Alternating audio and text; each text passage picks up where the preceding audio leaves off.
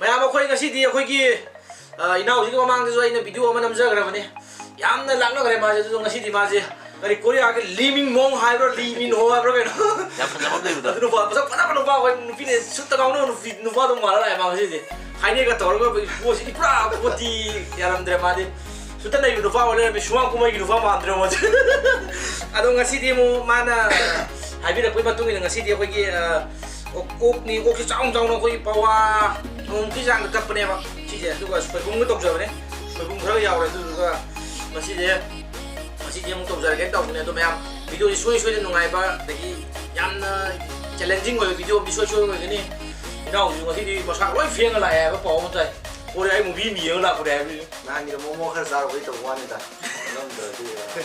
Ado video isu nungai gani me amado hokto me angin view punishment ju ang ko masoi wai gani do ngasi di ya ene ko liming mong mang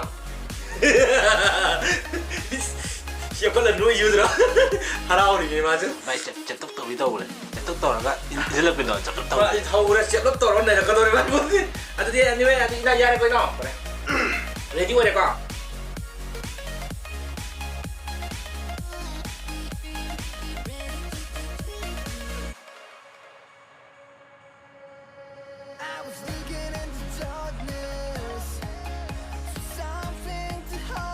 Three, two, ada kan nonton aja kayak Soibum je koi kayak poti apa Soibum ni sih Oksha kan itu tuh ai ma'am ना channel je bell button nambi daba male do bell button dok nambi ramo ma'am the notification lag ke pote ma'am जो hai biawe do ma'am kita notification all the on to biro tu juga ma'am video je enjoy to biro tu share to budi kau bi kano Korea kia tamin mai hat hero ji ningsing biro nusi biro kan dah kalian dulu yudra.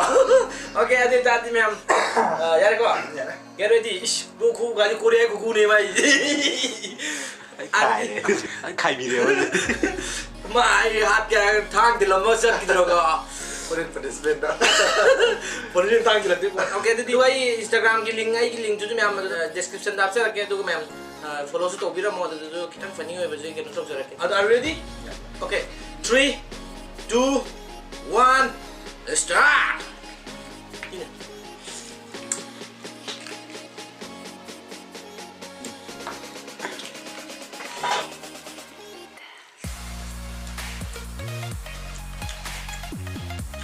Biasa deh, nau lu tahu gimana?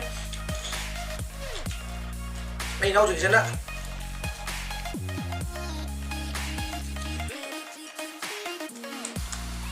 Cầm chậu ấy, quốc gia nó vẫn sẽ là ban này gì? Ai nói đi chú rồi là.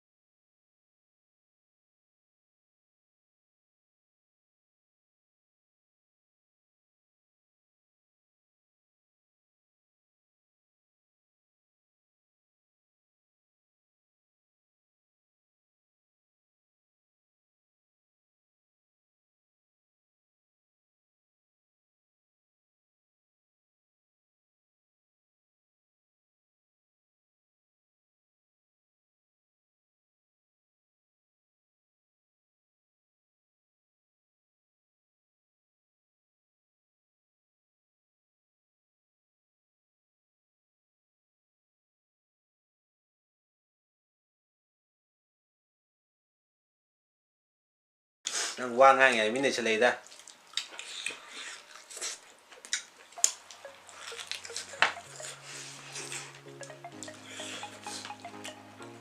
Dah kata kapi.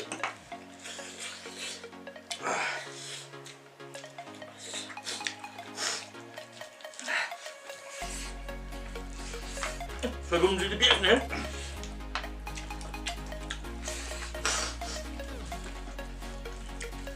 À thế à? Lúc cái cất không ạ? Chúng ta mình làm đi luồng nóng tả cái này quả. Betul dia gambar eh.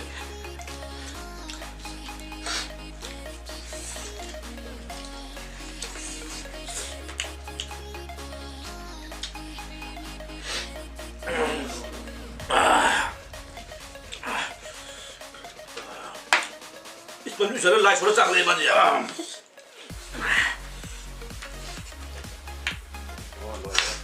Đây, bài của một bếp.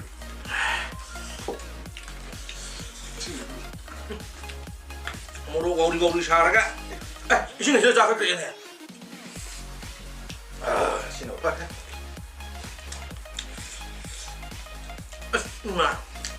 Mà gì thì chúng tôi làm nó thành một cái phòng tập.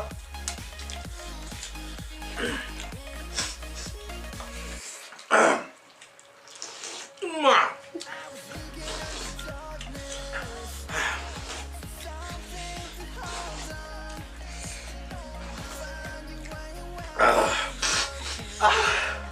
Jarang gitu. Jarang kata.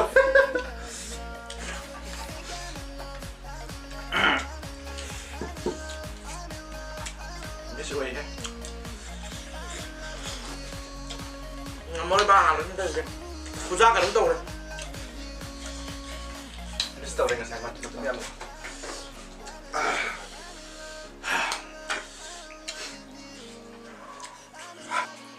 Tôi mẹ em lên xe mana nào chứ nào mà đi bắp mấy này mà thế mấy bắp không mấy người lên mà thế mấy cái gì cũng sao thế xin người wow kỳ ngày đi thế này Lap tu na yun. mà thế sudah mà đi pura mà đi pura professional người lên mà Ngan gipak turun mengatur sih lu lain. sudah mà đi sao rồi mình sajen đó là gì ada ngang sih di mana minta ruka second ternyata ngang mereka tuh memang video di ngai mereka di so jangan subscribe tau kau bikin share tau bilang mo itu kan nhau giúp chúng tôi bị quên atau punishment so jangan ngai kan ni atau ai sih yang hao em kan sih deh so ngai gitu tuh kita kasan jara kan punishment lom dong atau di challenge saya now kita ngasih di madi pas kan sama nupa oleh lah men manipuri sih mau nih sahaja yang ada nih ai tahu lihat tuh nih atau punishment ini now kita kayak tahu tuh nih apa tuh orang lain nak lang nak jadi maksa di tahu tuh malah punishment sih atau now kayak itu punishment tahu di pose punishment sih ni kau beli tahu kan sih. Aduh, saya itu loh sih kita tahu sih lupa. Aduh, pada ngasih gigi pergi selain sih oki oyu ni na, ok yau ba, ok pen mai tadi.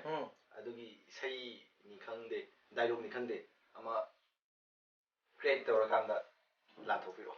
Oke, creator tahu sih je. Luri mai pose mai pose ai personal sih tahu tuh poni ni mai. Masih di luar itu udah. Aduh itu pelaga usaha ni na. Aduh itu di mati yang mana ni kok? Hoi mati yang biar second control je. Hai je, hai sih nak kena tahu di pose. Aduh itu di you tu sudah lagi nak kau tu dia. Rep Rap tu itu orang kaya. Aku lekai rap tu dia kan power ni kan. Oke itu di lirik saya ai no om tu UI ni ada copyright kan itu bila kan no. Oke itu tadi. Yeah, West Canada. Yeah, numit lay yam sa de moi di wok yam sa. Yeah, manipuri no bi Oksha de moi numit lay yam sa. Tu chung ne ok hap chân bi ro ngon ni sắp ăn rồi là kìa. Ok đi luôn. Yeah, come on. Come on. Yeah, kata tang. Iya. Ya, nó pilih kau juga aja. Kata tang ini mau ini mau mulai jadi main lirik saja ini memang. Kita nggak ada nungai nana benar betul. Punishment sih jadi kiwa pun telak lah pose. Sino ada kau punishment sino ada? Acha, kayak punishment hari itu ke? ꯍꯦꯛꯇ ꯍꯥꯠꯂꯒ ꯁꯤꯅꯤ ꯅꯪ ꯈꯜꯂꯤꯁꯦ ꯑꯩꯅ ꯋꯥꯍꯩ ꯍꯥꯏꯔꯛꯀꯗꯣꯏꯅꯦꯕ ꯑꯩꯅ ꯍꯥꯏꯔꯤꯕ ꯋꯥꯍꯩꯁꯦ ꯇꯔꯦꯠꯂꯛ ꯊꯨꯅ ꯁꯥꯒꯠꯂꯛꯑꯦ ꯍꯧꯖꯤꯛꯀꯤꯗꯤ ꯔꯦꯞꯀꯤ ꯇꯥꯏꯞꯇ ꯀꯨꯂꯤ ꯍꯥꯞꯆꯜꯂꯨꯕꯗꯒꯤ ꯊꯤꯒꯗꯕ ꯏꯁꯝ ꯁꯝꯅ ꯍꯧꯖꯤꯛꯀꯤ ꯉꯥꯄꯥꯏ ꯃꯀꯨ ꯑꯄꯥꯛꯄ ꯍꯥꯏꯁꯦ ngapai maku apakpa ngapai maku apakpa hayu haise tare lag ha gedo okay rep ta haidu raija pai pugi tare lag okay lu yi mai pusi sei kaim sa pusi to sa ba tang thona ba bai rep ti ro hari ne tori okay ado ita de tora kere ko kari ngapai ma pubu tari ai no lei ju ka tha um to ngapai maku apakpa kai ngapai maku apakpa okay ngapai maku akakpa apakpa apakpa itu ngapai maku apakpa ngapai maku apakpa ngapai maku apakpa ngapai maku afakfa ngapai maku afakfa ngapai maku apakpa ngapai maku akakpa nanti apakpa ni apakpa ya reko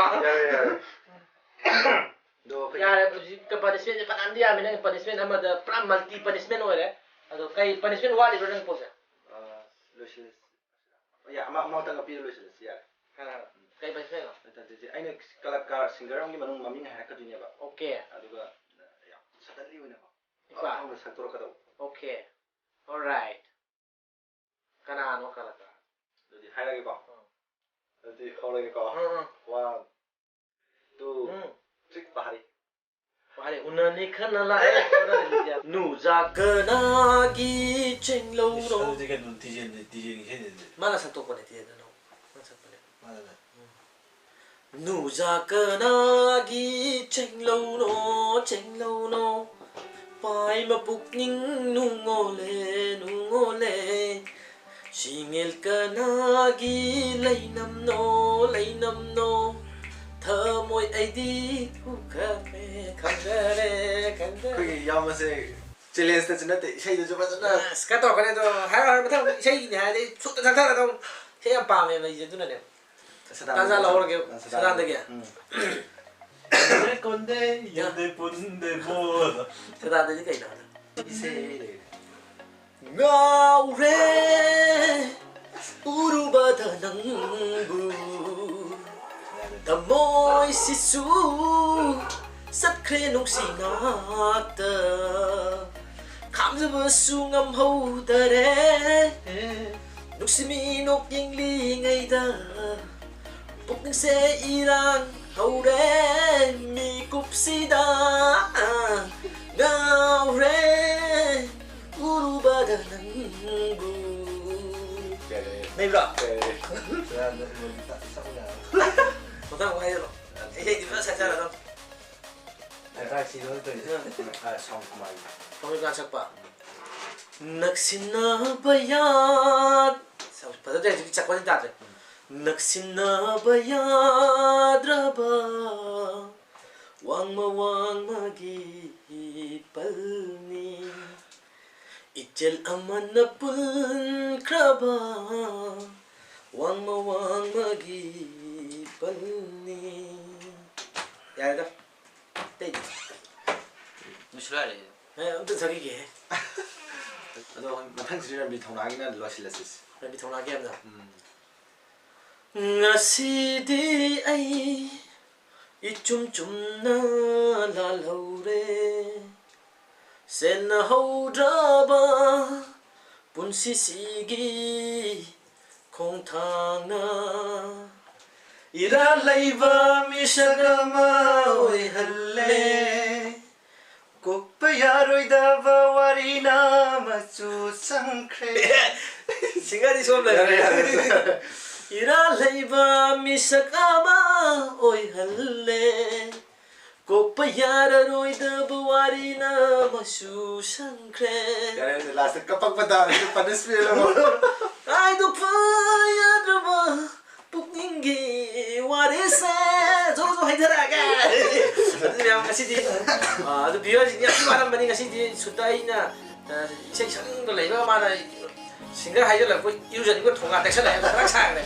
Atau memang video je nungai dia tu like tu, subscribe tu, kau tu memang ngaku memang ikut jadi tu, betul. Kangnya tu suai gitu lah, gitu ya orang memang ngaku kota nak berikan lah memang orang bicara pun memang Nigeria, kau mau Nigeria tu memang yang masih kalau ꯑꯩ ꯈꯜꯂꯒ ꯁꯕꯁꯀ꯭ꯔꯥꯏꯕꯇ ꯖꯣꯔꯣ ꯇꯥꯕ ꯄꯣꯠꯂꯝꯗ ꯁꯕꯁꯀ꯭ꯔꯥꯏꯕꯇꯨ ꯖꯣꯔꯣ ꯂꯪꯁꯤꯜꯂꯣꯛꯄꯤꯔꯣ ꯃꯌꯥꯝ ꯑꯗꯨꯒ ꯉꯁꯤꯒꯤꯗꯤ ꯁ꯭ꯋꯥꯏꯗ ꯀꯥꯏꯅꯔꯁꯤ ꯏꯃꯥ ꯂꯩꯄꯥꯛ ꯂꯩꯄꯥꯛꯄꯨ ꯌꯥꯝ ꯅꯨꯡꯁꯤꯖꯕ ꯏꯆꯤꯜ ꯏꯅꯥꯎ ꯉꯥꯛꯇꯅꯤ ꯑꯩꯈꯣꯏ ꯑꯗꯣ ꯇꯥꯞꯅ ꯂꯩꯈ꯭ꯔꯕꯁꯨ ꯏꯃꯥ ꯂꯩꯄꯥꯛꯄꯨ ꯅꯤꯡꯁꯤꯡꯉꯤ ꯃꯇꯝ ꯈꯨꯗꯤꯡꯃꯛꯇ ꯀꯥꯎꯕ ꯂꯩꯇꯦ ꯍꯥꯏꯕꯗꯣ ꯑꯗꯨꯒꯤ ꯋꯥꯈꯜꯂꯣꯟ ꯌꯣꯛꯊꯣꯛꯆꯕ ꯑꯣꯏꯅ ꯉꯁꯤꯒꯤ ꯑꯣꯏꯅꯗꯤ ꯀꯪꯂꯩꯄꯥꯛꯅ ꯌꯥꯏꯐꯔꯦ